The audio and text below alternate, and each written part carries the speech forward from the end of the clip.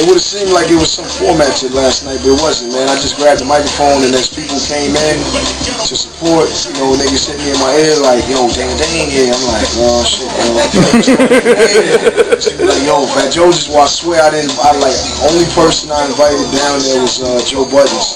Everybody else just kind of poured through, man. Like, I don't sit from the hip-hop guys, man. Biggie and Parkinson, I don't know.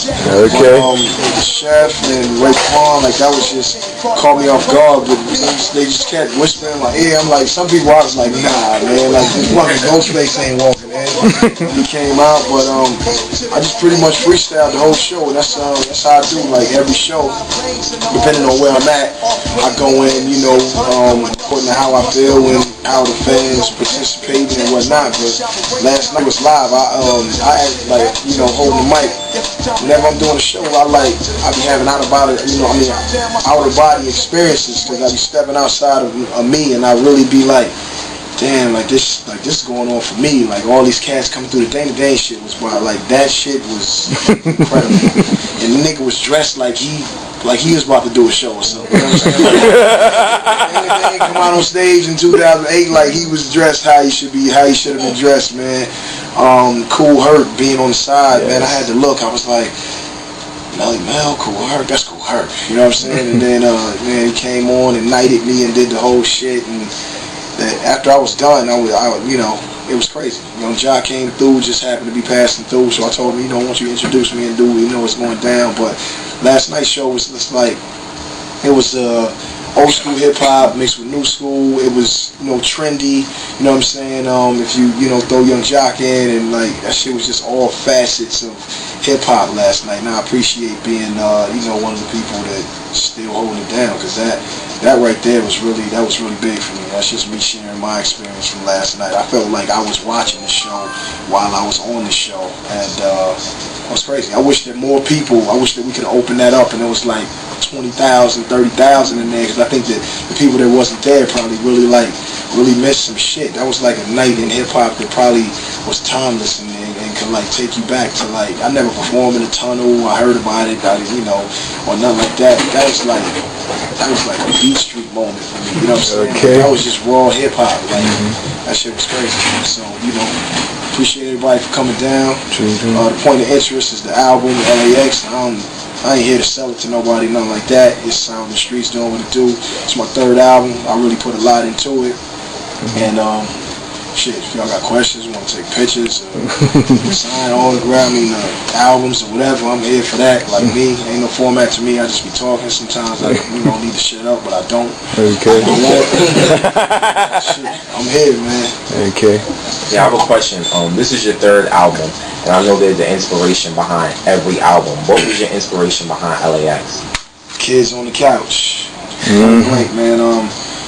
Whenever I just don't feel, we all have jobs every day. We all have something that we're passionate about. We all have people to take care of. If you don't have kids and you got yourself, and ain't nobody in here bumming it or slumming it. So we all do a good job taking care of ourselves.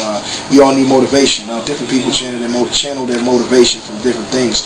All I need is my sons. I think about them, and I just think about, I don't think about them as children. I think about them as adults. I think about when my son turned 17 and somebody else's kid got a car. It don't even matter if it's a Ford Mustang or Expedition or it might be a Benz. I want to still be financially stable enough to make that happen for him. I don't want him to want nothing. I don't want him to ever have to wait.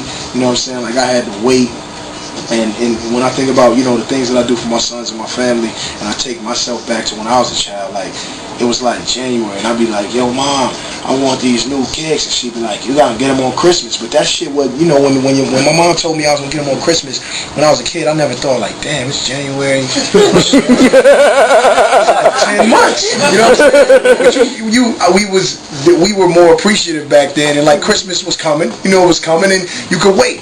But that shit was 10 months, and it made me come call my mom the other day, and I was just like, Christmas? And she was just like, boy, what are you talking about? I'm like, Christmas? I had to, and I explained it to her, and she was just like, back then we didn't have it like that, and that $20 that you wanted me to spend on this heat, man, like we really needed that at the time for something else. You know what I'm saying? And so I understood it, but I never wanted to have my kids live like that. And on the flip side, being financially stable after 3 albums and good, I'm not 50 Diddy, I don't have no money like them, but we good. I'm in the millions. And on the flip side, I be in my house sometimes and I walk past and I see like 3 loaves of bread and shit, like all 3 of them shits has got green shit on them. I'm like, am I taking advantage of who I am and what so now we don't even do the gallon of milk no more. We do the skinny joint in the box.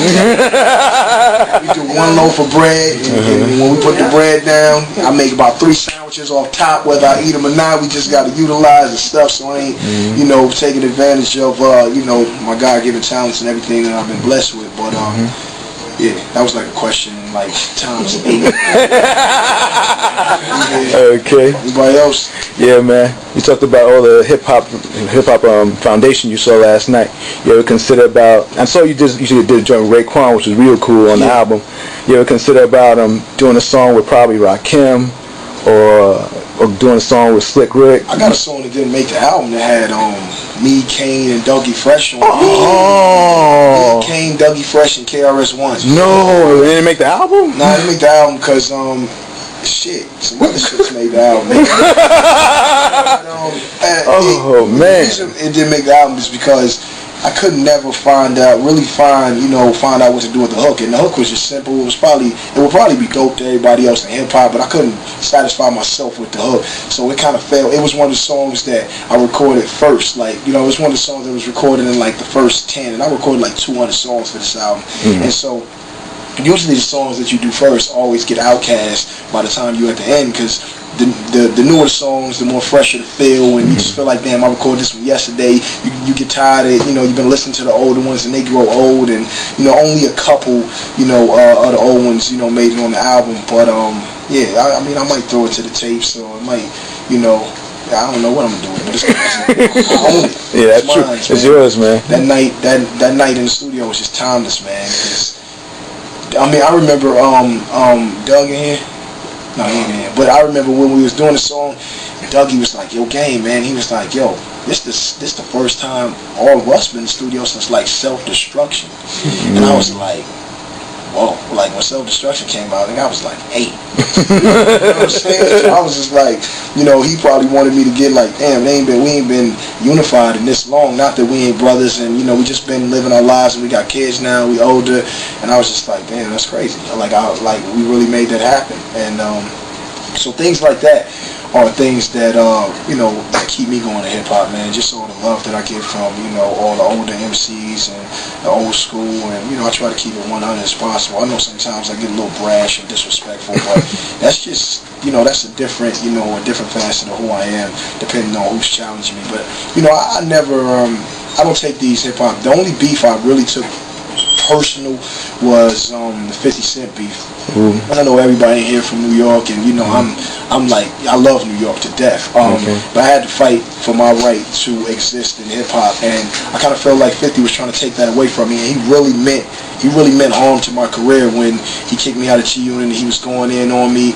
And I put in a lot of work in that group, and I really helped that group advance. I felt like I really played a viable entity in that group. And so I was there when I got signed. Wankster was being recorded, In the Club just got recorded, the Back Down shit, all that Ja Rule shit was just being recorded, and I remember being in the studio like, this nigga Ja Rule about to die, dude. Like, this shit was incredible. They was all over all over Dre Beats, and I was just like, and the only other time I heard of 50 was on the How to Rob joint on like a mixtape a long time ago, and I seen him, he was on a bike, and it was like a chubby picture, if anybody remember that. Yeah, I remember that. Now I see the nigga, he terminated out, this nigga. I'm like, this nigga's about to go, and then the music was popping. I'm like, this dude is crazy, and I just knew it. So I was proud to be a part of that whole thing.